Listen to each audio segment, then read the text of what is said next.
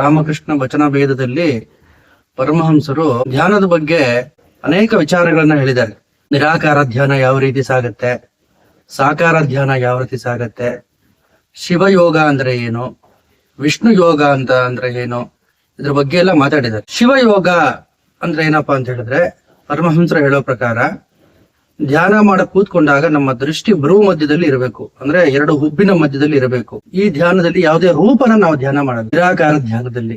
ಮತ್ತೆ ಯಾವ ರೀತಿ ಧ್ಯಾನ ಸಾಗುತ್ತೆ ಅಂತ ಹೇಳಿದ್ರೆ, ಪರಮಹಂಸರು ಹೇಳ್ತಾರೆ, ಈ ಶಿವಯೋಗ ಧ್ಯಾನದಲ್ಲಿ ನಾನು ಯಾರು ಅನ್ನೋ ಪ್ರಶ್ನೆನ ಸತತವಾಗಿ ಮನಸ್ಸಿಗೆ ಸಾಧಕ ಆದವನು ಹಾಕೊಳ್ತಾ ಇರಬೇಕು.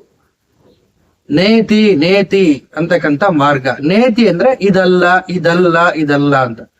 ಈಗ ನಾನು ಯಾರು ಅಂತ ಪ್ರಶ್ನೆನ ಮನಸ್ಸಿಗೆ ಹಾಕೊಂಡಾಗ ಅದು ನಮ್ಮ ಏನೇನೋ ಚಿಂತನೆಗಳನ್ನ ಮನಸ್ಸಿಗೆ ಕೊಡುತ್ತೆ. ನಾನು ಇಂಥವನು, ಇಂಥ ವಂಶದಲ್ಲಿ ಹುಟ್ಟಿದ್ದೀನಿ, ನನ್ನ ರೂಪ ಹೀಗಿದೆ, ನನ್ನ ಬಣ್ಣ ಹೀಗಿದೆ, ನನ್ನ ಹೆಸರು ಇದು, ನನ್ನ ಕುಲ ಇದು, ನನ್ನ ಜಾತಿ ಇದು, ನಾನು ಇಂಥ ಕಡೆ ಕೆಲಸ ಮಾಡ್ತಿದ್ದೀನಿ, ಕನ್ನಡಿ ಮುಂದೆ ನಿಂತ್ಕೊಂಡಾಗ ನನ್ನ ರೂಪ ಈ ರೀತಿ ಕಾಣಿಸುತ್ತೆ, ನಾನು ಗಂಡು ಅಥವಾ ನಾನು ಹೆಣ್ಣು, ನನ್ನ ಗುಣಲಕ್ಷಣಗಳು, ನಾನು ಎಲ್ಲಿ ಕೆಲಸ ಮಾಡ್ತೀನಿ, ಇವೆಲ್ಲ ಜ್ಞಾಪಕ ಬರುತ್ತೆ. ಆದ್ರೆ ಅದ್ಯಾವುದು ನಾನಲ್ಲ. ರಮಣ ಮಹರ್ಷಿಗಳು ಸಹ ಇದೇ ಶಿವಯೋಗ ಮಾರ್ಗವನ್ನ ಅನುಸರಿಸಿ ಅವರು ಪರಬ್ರಹ್ಮ ಸಾಕ್ಷಾತ್ಕಾರವನ್ನ ಪಡ್ಕೊಂಡ್ರು. ಇಲ್ಲಿ ರಾಮಕೃಷ್ಣ ಪರಮಹಂಸರು ಸಹ ಈ ಶಿವಯೋಗದ ಕುರಿತಾಗಿ ಮಾತಾಡ್ತಾರೆ. ಕೇವಲ ಆತ್ಮಾನುಸಂಧಾನ, ಆತ್ಮಾನ್ವೇಷಣೆ, ನಾನು ಯಾರು ಅಂತಕ್ಕಂಥ ಪ್ರಶ್ನೆನ ಹಾಕೊಳ್ಳೋದು, ಇದು ಮನಸ್ಸಿಗೆ ನಾವೇ ಪ್ರಶ್ನೆ ಹಾಕೊಂಡು ನಮಗೇ ಉತ್ತರ ಸಿಗ್ಬೇಕಿದು. ನಮಗೇ ಉತ್ತರ ಸಿಕ್ಕಿದಾಗ ಅದರಲ್ಲಿ ದೊರೆತಕ್ಕಂಥ ಆನಂದ ಬೇರೆ. ಇದನ್ನು ಏನು ಸಿಕ್ತು ನಮ್ಗೆ ಅಂತ ಇನ್ನೊಬ್ರಿಗೆ ನಾವು ವಿವರಿಸಿ ಹೇಳೋದಕ್ಕಾಗೋದಿಲ್ಲ.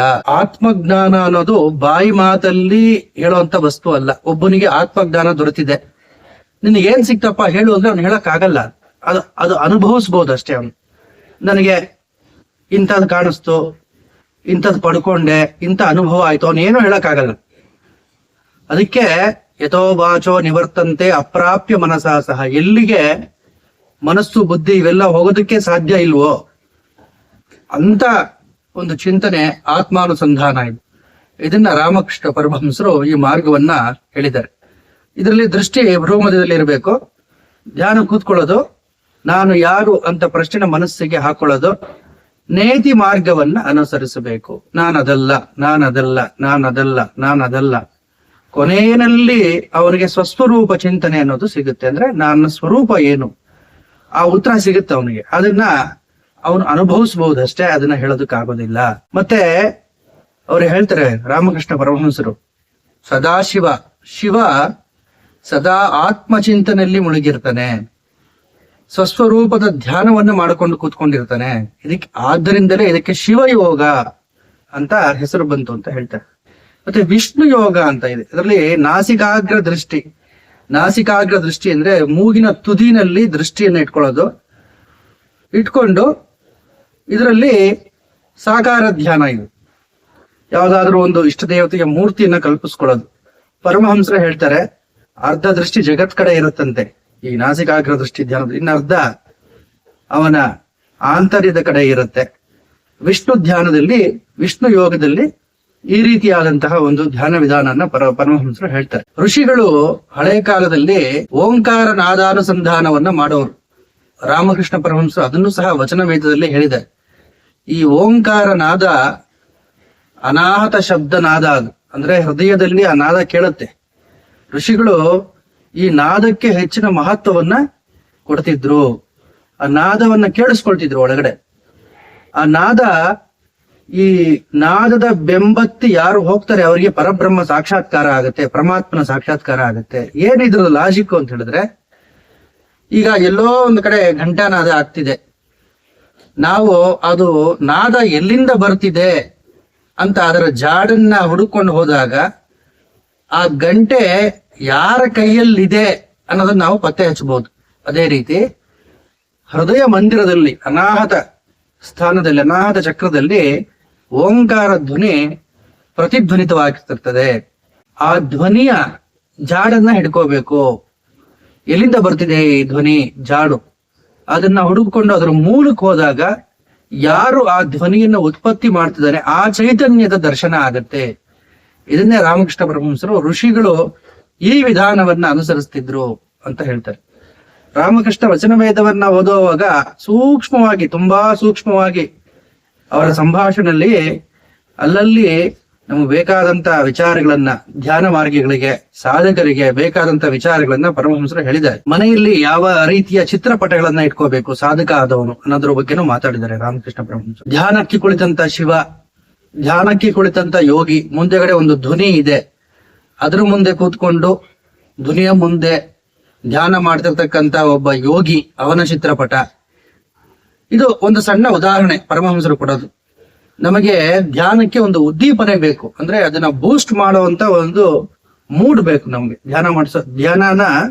ಧ್ಯಾನಕ್ಕೆ ಪ್ರೇರೇಪಿಸ್ಬೇಕು ಆ ಭಾವನೆ. ಆ ಚಿತ್ರವನ್ನ ನೋಡಿದ ಕೂಡಲೇ ನಮ್ಗೆ ಆ ಧ್ಯಾನ ಪ್ರೇರೇಪಿತವಾಗಬೇಕು.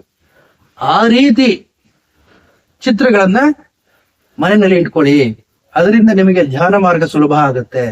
ಆ ಚಿತ್ರವನ್ನ ನೋಡಿದ ಕೂಡಲೇ ನಮಗೂ ಒಂದು ಆಸೆ ಆಗ್ಬೇಕು, ಹೌದಪ್ಪ ಈ ಯೋಗಿ ಈ ರೀತಿ ಧ್ವನಿ ಮುಂದೆ ಕೂತ್ಕೊಂಡು ಧ್ಯಾನ ಮಾಡ್ತಿದ್ದಾನೆ, ನಾನು ಈ ರೀತಿ ಧ್ಯಾನ ಮಾಡಬೇಕು. ಆಂಜನೇಯ ಸ್ವಾಮಿ, ಧ್ಯಾನಾಸಕ್ತನಾದಂತಹ ಆಂಜನೇಯ ಸ್ವಾಮಿ, ಅವನ ಚಿತ್ರಪಟವನ್ನ ಇಟ್ಕೊಳ್ಳೋದ್ರಿಂದ ಅದನ್ನ ನೋಡಿದ ಕೂಡಲೇ ನಮಗೆ ಆ ಭಾವ ಉದ್ದೀಪನೆ ಆಗ್ಬೇಕು. ನೋಡು, ಆಂಜನೇಯ ಸ್ವಾಮಿ ಎಷ್ಟು ತತ್ಪರನಾಗಿ ಮೈಮರೆತು ರಾಮನಾಮ ಧ್ಯಾನದಲ್ಲಿದ್ದಾನೆ, ನಾನು ಇದೇ ರೀತಿ ಧ್ಯಾನ ಮಾಡ್ಬೇಕಲ್ಲ ಅನ್ನೋ ಒಂದು ಸ್ಫೂರ್ತಿ ನಮಗೆ ಸಿಗಬೇಕು. ಇವೆಲ್ಲ ಸ್ಫೂರ್ತಿಗೆ ಬೇಕಾದಂತ ಸಲಕರಣೆಗಳು. ಸಾಧನೆಯ ಪರಿಪಕ್ವ ಹಂತಕ್ಕೆ ಮುಟ್ಟಿದಾಗ ಇದ್ಯಾವುದು ಬೇಕಾಗೋದಿಲ್ಲ, ಆದ್ರೆ ಆರಂಭದಲ್ಲಿ ಇವೆಲ್ಲ ಬೇಕಾಗುತ್ತೆ. ಅದನ್ನೇ ಶ್ರೀ ರಾಮಕೃಷ್ಣ ಪರಮಹಂಸರು ಹೇಳ್ತಾರೆ, ಇಂತಿಂತ ಒಳ್ಳೆ ಚಿತ್ರಪಟಗಳನ್ನ ಮನೆಯಲ್ಲಿ ಇಟ್ಕೊಳ್ಳಿ. ಸುಲಭವಾದ ವಿಧಾನವನ್ನ ಪರಮಹಂಸರು ಹೇಳಿದ್ದಾರೆ. ಅಂದ್ರೆ ನರನಲ್ಲಿ ನಾರಾಯಣನನ್ನ ದರ್ಶನ ಮಾಡು. ಭಗವಂತ ಪೂರ್ಣ ಪ್ರಮಾಣದಲ್ಲಿ ಮನುಷ್ಯನಲ್ಲಿ ವಿಕಾಸ ಹೊಂದಿದ್ದಾನೆ.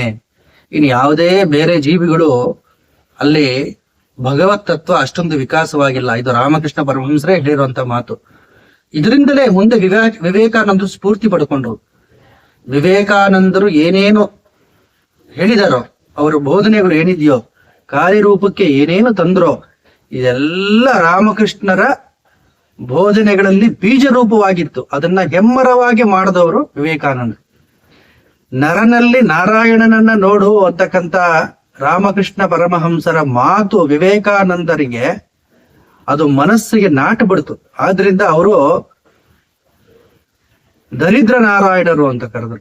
ಅಂದ್ರೆ ಯಾರು ತುಂಬಾ ನಿರ್ಗತಿಕರೋ ಅವರು ನಾರಾಯಣ ಸ್ವರೂಪ ಅಂತ ಹೇಳಿ ಅವರ ಸೇವೆಯನ್ನು ಮಾಡಬೇಕು, ಅದರಿಂದ ಭಗವಂತ ತೃಪ್ತನಾಗ್ತಾನೆ ಅಂತ ಹೇಳಿ ಅದನ್ನ ಕಾರ್ಯರೂಪಕ್ಕೆ ತಂದ್ರು. ಪರಮಹಂಸರು ಸಹ ಭಗವಂತನನ್ನ ಮನುಷ್ಯನಲ್ಲಿ ನೋಡುವಷ್ಟು ಶಕ್ತಿ, ಅಂದ್ರೆ ನಮ್ಮ ಸಾಧನೆ ಅಲ್ಲಿಗೆ ತಲುಪಬೇಕು, ಇದು ಹೇಳುವಷ್ಟು ಸುಲಭ ಅಲ್ಲ.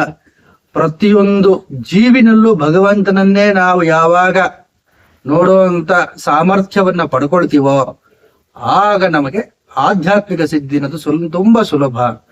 ಪರಮಹಂಸರು ಹೇಳ್ತಾರೆ, ಸಾಲಗ್ರಾಮಕ್ಕಿಂತಲೂ ಪವಿತ್ರ ನರ ಶರೀರ. ಒಂದು ಸಾಲಗ್ರಾಮದಲ್ಲಿ ಭಗವಂತ ಹೇಗೆ ವ್ಯಕ್ತವಾಗಿದನೋ ಅದಕ್ಕಿಂತಲೂ ಹೆಚ್ಚಿನ ಪಟ್ಟು ಮನುಷ್ಯನಲ್ಲಿ ವ್ಯಕ್ತವಾಗಿದ್ದಾನೆ. ಆದ್ರಿಂದ ಮನುಷ್ಯನಲ್ಲಿ ಭಗವಂತನನ್ನ ಕಂಡು ಉಪಾಸನೆ ಮಾಡುವಂತ ಒಂದು ಪದ್ಧತಿ, ಅಂದ್ರೆ ಇದಕ್ಕೆ ಅತ್ಯಂತ ಶುದ್ಧವಾದ ಭಾವ ಇರಬೇಕು. ಪರಮಹಂಸರು ಹೇಳ್ತಾರೆ, ಒಬ್ಬ ಅವತಾರ ಪುರುಷನನ್ನ ಧ್ಯಾನ ಮಾಡಿ, ಯಾವ್ದಾದ್ರೂ ಒಬ್ರು ಅವತಾರ ಪುರುಷರು, ರಾಮಕೃಷ್ಣ ಪರಮಹಂಸರು, ವಿವೇಕಾನಂದರು, ಶೃಂಗೇರಿ ಜಗದ್ಗುರು ಚಂದ್ರಶೇಖರ ಭಾರತಿಗಳು, ವೆಂಕಟಾಚಲ ಅವಧೂತರು, ನಾರಾಯಣ ಮಹಾರಾಜರು, ಅಭಿನವ ವಿದ್ಯಾತೀರ್ಥರು, ಬ್ರಹ್ಮಚೈತನ್ಯರು, ಸಮರ್ಥ ರಾಮದಾಸರು, ಸ್ವಾಮಿ ಸಮರ್ಥರು, ಅನೇಕ ಜನ ಸಾಧುಗಳು, ಇವೆಲ್ಲ ಅವತಾರ ಆಗಿದ್ದಾರೆ. ಇವರೆಲ್ಲ ಅಂದ್ರೆ ಭಗವಂತ ಇವರ ಶರೀರದ ಮೂಲಕ ಅವತಾರ ಆಗಿದ್ದಾನೆ. ಪರಮಹಂಸರು ಹೇಳ್ತಾರೆ, ಇಂಥ ಅವತಾರ ಪುರುಷರ ಧ್ಯಾನ ಮಾಡೋದು ಒಂದೇ, ಭಗವಂತನ ಧ್ಯಾನ ಮಾಡೋದು ಒಂದೇ. ಇವೆಲ್ಲ ಮಾಡೋದ್ರಿಂದ ಭಗವಂತನಿಗೆ ಅತ್ಯಂತ ಸಮೀಪಕ್ಕೆ ನಾವು ಹೋಗ್ತೀವಿ, ಭಗವಂತನ ಅತ್ಯಂತ ಸಮೀಪಕ್ಕೆ ನಮ್ಮನ್ನ ಕರ್ಕೊಂಡು ಹೋಗುತ್ತೆ ಇದೆಲ್ಲ. ಆದ್ರಿಂದ ಧ್ಯಾನಕ್ಕೆ ಮುಂಚೆ ಈ ಎಲ್ಲ ಮಹನೀಯರನ್ನ ನಾವು ಸ್ಮರಣೆ ಮಾಡ್ಕೋಬೇಕು. ಸ್ಮರಣೆ ಮಾಡಿಕೊಂಡು ಧ್ಯಾನಕ್ಕೆ ಕೂತ್ಕೊಂಡಾಗ ಧ್ಯಾನ ಮಾರ್ಗ ಅನ್ನೋದು ತುಂಬಾ ಸುಲಭ ಆಗುತ್ತೆ ನಮ್ಗೆ. ಇದನ್ನ ಸಹ ರಾಮಕೃಷ್ಣ ಪರಮಹಂಸರು ವಚನ ವೇದದಲ್ಲಿ ಹೇಳಿದ್ದಾರೆ. ಅದರಿಂದ ವಚನ ವೇದ ಇದನ್ನ ತುಂಬಾ ಗಹನವಾಗಿ ಪ್ರತಿಯೊಬ್ಬರು ಅಧ್ಯಯನ ಮಾಡಬೇಕು. ಮಾಸ್ಟರ್ ಮಹಾಶಯ ಮಾ ಅಂತಕ್ಕಂಥ ಕೇವಲ ಒಂದೇ ಒಂದು ಅಕ್ಷರದಿಂದ ಗುರುತಿಸಿಕೊಂಡು ರಾಮಕೃಷ್ಣ ಮಠದವರೇ ಇದನ್ನ ಪ್ರಕಟಣೆ ಮಾಡಿದ್ದಾರೆ. ಬಹಳ ವರ್ಷಗಳ ಹಿಂದೆ ಪ್ರಕಟಣೆ ಮಾಡಿದ್ದಾರೆ. ಆಧ್ಯಾತ್ಮಿಕ ಸ್ಫೂರ್ತಿಯನ್ನ ಕೊಡುತ್ತೆ ಈ ಗ್ರಂಥ. ಆದ್ರಿಂದ ಪ್ರತಿಯೊಬ್ಬರು ವಚನ ವೇದವನ್ನ, ಅಂದ್ರೆ ಕೇವಲ ಸಂಭಾಷಣೆ ರೂಪದಲ್ಲಿದೆ.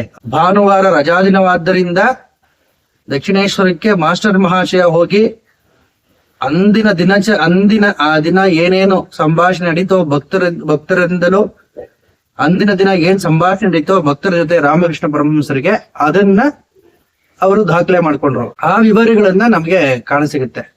ಆದ್ರೆ ಮಿಕ್ಕ ದಿನಗಳಲ್ಲಿ ಏನೇನು ಸಂಭಾಷಣೆ ನಡೆದಿದೆ ಅವೆಲ್ಲ ವಿವರ ಲಭ್ಯವಾಗಿಲ್ಲ. ಅದು ಇದು ತುಂಬಾ ಚೆನ್ನಾಗಿರೋದು. ಆದ್ರೆ ಅದು ಭಗವದ್ ಇಚ್ಛೆ, ಏನು ಸಿಗಬೇಕೋ ಎಷ್ಟು ಸಿಗ್ಬೇಕೋ ಅಷ್ಟೇ ಸಿಕ್ಕಿದೆ ಜನತೆಗೆ. ಅದನ್ನ ಮಾಸ್ಟರ್ ಮಹಾಶಯ ಅವರು ಮಾ ಅಂತಕ್ಕಂಥ ಅಂಕಿತ ನಾಮದಿಂದ ಅದನ್ನ ಸಂಗ್ರಹ ಮಾಡಿಟ್ಕೊಂಡಿದ್ರು.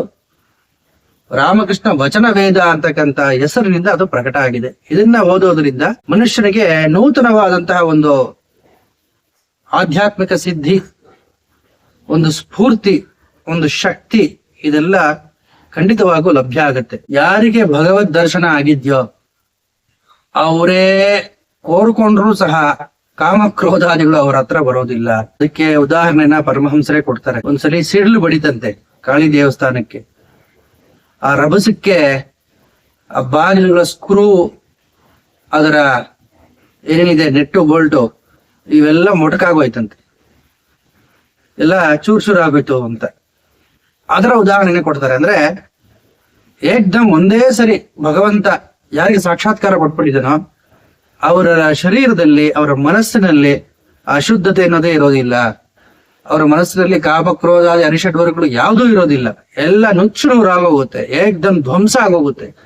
ಮದ್ದಾನೆ ಯಾವ ರೀತಿ ಒಂದು ಚಿಕ್ಕ ಗುಡಿಸಲು ನುಗ್ಗಿದಾಗ ಅಲ್ಲಕಲ್ಲೋಲ ಆಗೋಗುತ್ತೋ ಆ ರೀತಿ ಸಾಧಕನ ಶರೀರದಲ್ಲಿರ್ತಕ್ಕಂಥ ಪೂರ್ವಜನ್ಮ ಸಂಸ್ಕಾರ, ಅಂದ್ರೆ ಕೆಟ್ಟ ಸಂಸ್ಕಾರಗಳು, ಜನ್ಮ ಜನ್ಮಾಂತರ ಕರ್ಮಗಳು, ಆಸೆಗಳು ನುಚ್ಚುನೂರಾಗೋಗುತ್ತೆ ಅಂತ ಪರಮಹಂಸರು ಹೇಳ್ತಾರೆ. ಆದ್ರಿಂದ ರಾಮಕೃಷ್ಣ ಪರಮಹಂಸರ ಬೋಧನೆಗಳಲ್ಲೆಲ್ಲ ಅವರು ಮೊದಲನೇ ಆದ್ಯತೆ ಕೊಡ್ತಿದ್ದು ಭಗವಂತನನ್ನ ನೀನು ಹೇಗೆ ಪಡ್ಕೋಬೇಕು ಇದ್ರ ಕಡೆ ಮಾತ್ರ ಲಕ್ಷ್ಯ ಕೊಡು, ಮಿಕ್ಕಿದ್ರ ಕಡೆ ಎಲ್ಲ ಲಕ್ಷ್ಯ ಕೊಟ್ಟರೆ ನಿನ್ನ ಸಾಧನೆ ಖಂಡಿತ ಆಗೋಗುತ್ತೆ. ಸಾರಭೂತವಾದಂತಹ ವಿಷಯದ ಕಡೆ ಗಮನ ಕೊಡು. ನಾನು ಹೇಗ್ ಕೂತ್ಕೋಬೇಕು, ಯಾವ ದಿಕ್ಕು ತಿರ್ಕೋಬೇಕು, ಗಂಟೆನ ಎಡಗಡೆ ಹೊಡಿಬೇಕಾ ಬಲಗಡೆ ಹೊಡಿಬೇಕಾ, ಉತ್ತರಿಯನ್ನ ಯಾವ ಕಡೆ ಹಾಕೋಬೇಕು, ಇವೆಲ್ಲ ಅಸಾರವಾದಂತ ವಿಷಯಗಳು. ಭಗವಂತನನ್ನ ಹೇಗ್ ಪಡ್ಕೋಬೇಕು ಅದ್ರ ಕಡೆ ನೀನು ಲಕ್ಷ್ಯ ಕೊಡು. ಇವೆಲ್ಲ ಬೇಕು, ಇವೆಲ್ಲ ಬೇಡ ಅಂತ ಹೇಳ್ತಿಲ್ಲ. ಆದ್ರೆ ಇದರಲ್ಲೇ ಮುಳುಗ್ತಾ ಇದ್ರೆ ನಿನ್ನ ಲಕ್ಷ್ಯ ಸಾಧನೆ ಕಡೆ ನೀನು ಹೋಗಲ್ಲ. ವಿವೇಕಾನಂದರು ಅದನ್ನೇ ಹೇಳ್ತಾರೆ. ಅಂದ್ರೆ ಅಸಾರಭೂತವಾದಂತಹ ವಿಚಾರಗಳ ಬಗ್ಗೆ ಮಾತಾಡಿ ಮಾತಾಡಿ ಮಾತಾಡಿ ಮಾತಾಡಿ ಸಾರವಾದಂತಹ ವಸ್ತುವಿನ ಕಡೆ ನಾವು ಹೋಗ್ಲೇ ಇಲ್ಲ ಭಾರತೀಯರು. ಬರೀ ಇದರಲ್ಲೇ ನಾವು ಗಿರಿಕಿ ಹೊಡ್ಕೊಂಡು ಇದ್ಬಿಟ್ವಿ. ಪರಮಹಂಸರು ಅದನ್ನೇ ಹೇಳ್ತಾರೆ, ಅಸಾರವಾದಂತಹ ವಸ್ತುಗಳ ಚಿಂತನೆ. ನೀವು ನೋಡ್ಬೇಕು, ವಿವೇಕಾನಂದರು ಏನೇನು ಹೇಳಿದರೆ ಮೂಲ ಬೀಜ ರಾಮಕೃಷ್ಣ ಪರಮಹಂಸರ ಬಾಯಿಂದ ಬಂದಿರೋದನ್ನೇ ಹೆಮ್ಮರವಾಗಿ ಅವರು ಅದನ್ನ ಹೇಳಿದ್ರು. ಯಾಕಂತ ಹೇಳಿದ್ರೆ ಅವರಿಗೆ ಗುರುಗಳು ಯಾರೋ ಪರಮಹಂಸರೇ. ವಿವೇಕಾನಂದರಿಗೆ ಗುರುಗಳು ಪರಮಹಂಸರೇ. ಅವರನ್ನ ತಿದ್ದಿ ಒಂದು ಮಾತು ಇದೆ, ಸಾವಿರಾರು ಜನ ವಿವೇಕಾನಂದರನ್ನ ಸೃಷ್ಟಿ ಮಾಡುವಂತ ಶಕ್ತಿ ಪರಮಹಂಸರಿಗಿತ್ತು ಅಂತ ಮಹಾನ್ ಭಾವರವರು. ಅಂದ್ರೆ ಅದನ್ನ ಕವಿಗಳು ತುಂಬಾ ಚೆನ್ನಾಗಿ ವರ್ಣನೆ ಮಾಡ್ತಾರೆ. ಪರಮಹಂಸರು ಹೂಡಿದಂತ ಬಾಣನೇ ವಿವೇಕಾನಂದರು ಅಂತ. ಅದನ್ನ ಇಡೀ ಜಗತ್ತನ್ನ ನಡೆಸ್ಬಿಟ್ರು ಅವ್ರು. ಅಂತಹ ತಪಶಕ್ತಿ ಅವರಲ್ಲಿತ್ತು ಪರಮಹಂಸರಲ್ಲಿ. ಸೂಕ್ಷ್ಮವಾಗಿ ಅರ್ಥ ಮಾಡ್ಕೊಳ್ತಾ ಒಂದೊಂದೇ ವಾಕ್ಯವನ್ನ ಒಂದು ಸಾರಿ ಓದಿದ್ರೆ ನಮಗೆ ಅದರ ಅನುಭೂತಿ ಉಂಟಾಗೋದಿಲ್ಲ. ಅದನ್ನ ಪದೇ ಪದೇ ಓದಬೇಕು. ಪದೇ ಪದೇ ಒಂದೊಂದು ಸಾರಿ ಓದ್ದಾಗ್ಲೂ ಒಂದೊಂದು ವಿನೂತನವಾದ ಭಾವ ನಮಗೆ ಕಾಣಸಿಗತ್ತೆ. ಆಧ್ಯಾತ್ಮಿಕ ಸಾಧನೆ ಯಾರ್ಯಾರು ಮಾಡ್ತಿದ್ದೀರಾ ಅವರೆಲ್ಲರೂ ಮನೆಯಲ್ಲಿ ಧ್ಯಾನ ಮಾಡ್ತಿರೋರು ಇರ್ಬೋದು, ಜಪ ಮಾಡ್ತಿರೋರು ಇರ್ಬೋದು, ಎಲ್ಲರೂ ವಚನ ವೇದವನ್ನ ಓದಿದಾಗ ಸ್ಫೂರ್ತಿ ಅನ್ನೋದು ಖಂಡಿತ ಸಿಗುತ್ತೆ.